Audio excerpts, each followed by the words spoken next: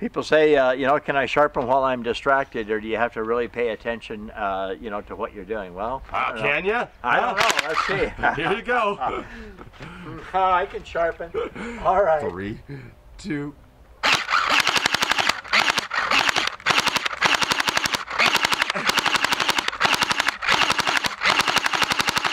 Oh, we're spent. We're spent. That one right in there, like a son of a bitch. This is Brad Buckner, SharpensBest.com. I can sharpen in almost any situation. You know what? And let's see. Good and sharp. This is Brad Buckner, SharpensBest.com. You take care and have a good day.